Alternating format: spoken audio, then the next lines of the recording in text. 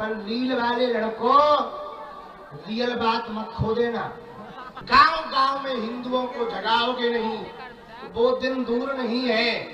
बांग्लादेश जैसा हाल होगा जब देश लुटेगा, तुम्हारे बच्चे बर्बाद होंगे, तुम्हारी बेटी लव जिहाद में जिस दिन पड़ेगी, तुम्हारा कदपत जिस दिन छूटेगा, तुम्हारा बेटा जिस दिन शुक्रवार को जाने लगेगा, उस दिन तुम्हें हमारी याद आएगी। हम सब हिंदू भाई भाई, हम सब हिंदू भाई भाई, हम सब हिंदू भाई भाई। हम भी ठीक, हम बहुत सीधे आदमी हैं, जलेबी जैसे।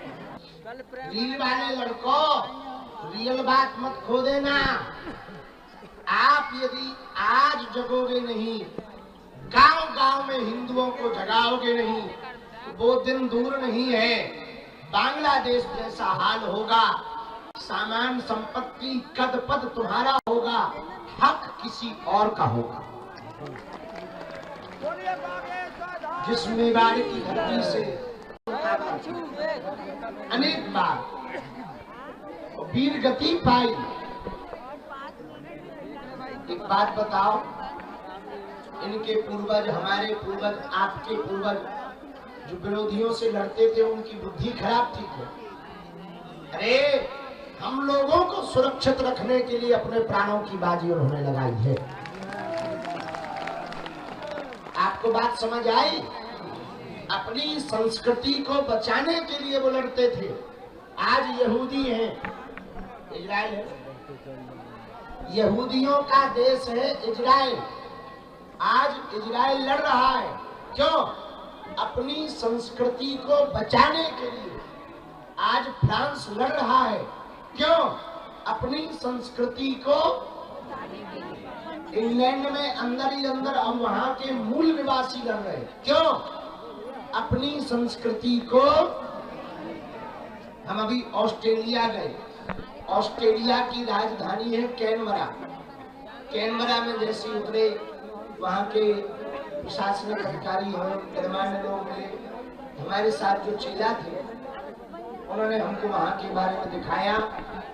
ऑस्ट्रेलिया की संसद के सामने एक तंबू लगा, अंग्रेजी में कुछ लिखा था, वीजा वीजा का। तो हमने कहा यहाँ वीजा बनते हैं क्या? पासपोर्ट में जो मूल निवासी है, आदिवासी, वो अंग्रेज जो यहाँ पर आक्रमण करके अपना आधिपत्य जमा लिया, उनके सामने उन्होंने अपना पासपोर्ट का खुद का ऑफिस डाल रखा। हमका ऐसा कब से है? बोले कई सालों से वो लड़ रहे हैं कि पासपोर्ट हमारा तुम नहीं बना सकते, हम बनाएंगे, क्योंकि देश हमारा है, धरती हमारी। ये बात ऑस्ट्रेलिया की बता रहे। वो इसलिए लड़ रहे, अपनी संस्कृति को बचाने के लिए लड़ रहे हैं। भैया, जब इतने देश अपनी संस्कृति को बचाने के लिए लड़ सकते हैं, हम लोग लड़े ना, कम से कम जुड़ तो सकते हैं। लड़ना नहीं है, पर जुड़ तो सकते हैं। ना हम इस्लाम के खिलाफ हैं, ना हम ईसाइयत के खिलाफ हैं, हम केवल हिंदुओं के पक्ष में हैं। हमारी ना मुसलमानों से बुराई है, ना ईसाइयों से बुराई है, ना उन्होंने हमारे बैल छोड़ रखे, ना हमको शौक चढ़ा है भैया, ना हमको पैदल चलने का शौक है, ना फोड़े फकोड़े पाने का शौक है, ना धूल खाने का शौक है।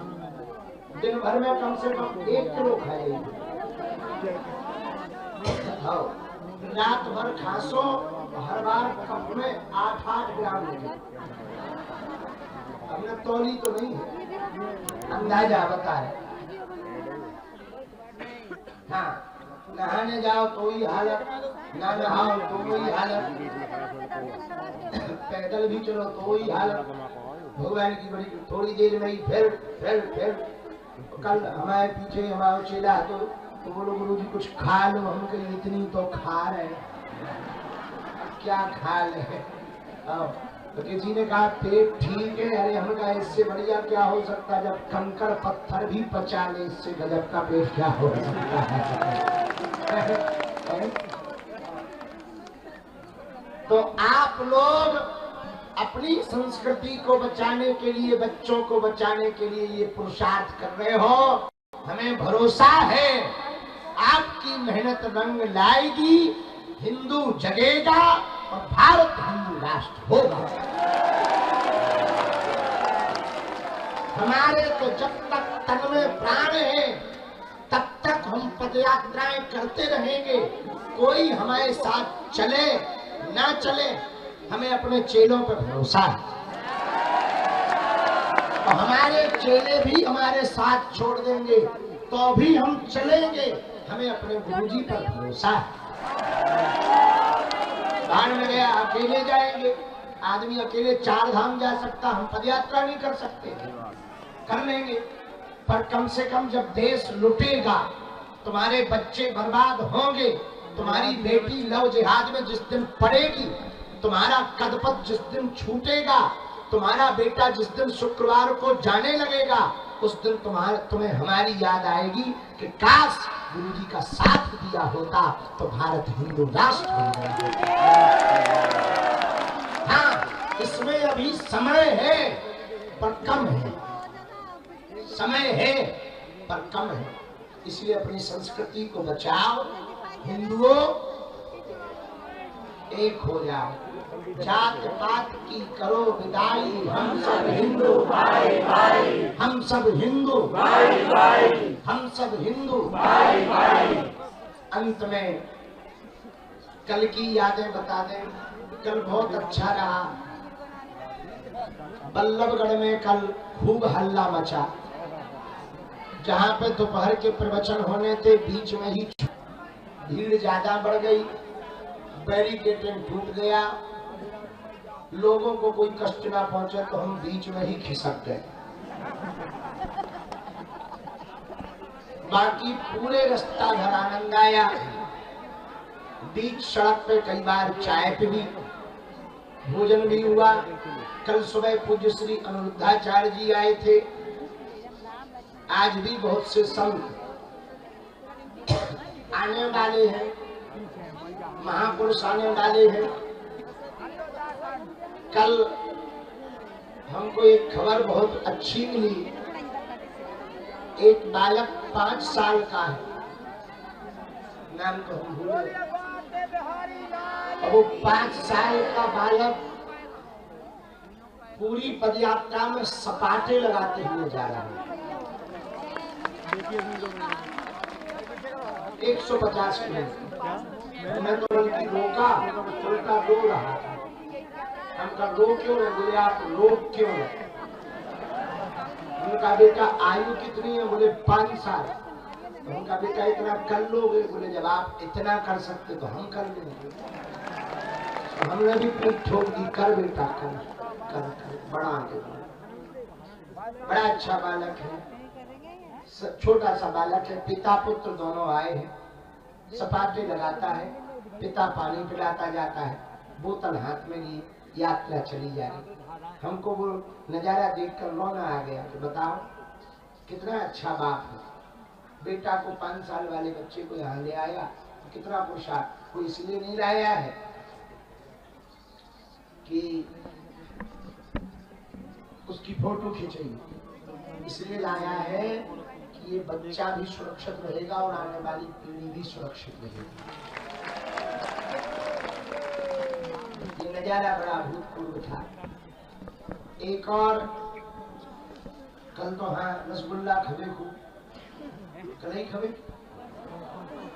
परसों, वो तो परसों था पेट में। कल तो खीर थी, लड्डू, खीर, जलेबी, खीर और सब्जी, लड्डू और जलेबी। हाँ जलेबी का तो हमें पता है, जलेबी की तो जानकारी। हम भी ठीक, हम बहुत सीधे आदमी हैं, जलेबी जैसे। कल खूब बढ़िया से भंडारा हुआ। यहाँ भी बहुत कुछ पदयात्री तो जहाँ हमें कल पहुँचना है वहाँ पहुँचने की तैयारी में है। पर एक और नजारा पदयात्रा का अभूतपूर्व था। कल 51 जेसीबी से फूल बरसाए।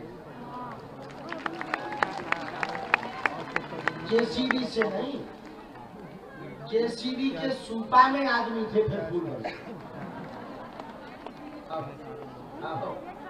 आप समझोगे जेसीबी से बरसता है। एक ये भी कल नजारा था, हाइड्रा। कौन से गांव? जाजू गांव, जाजू, जाजरू।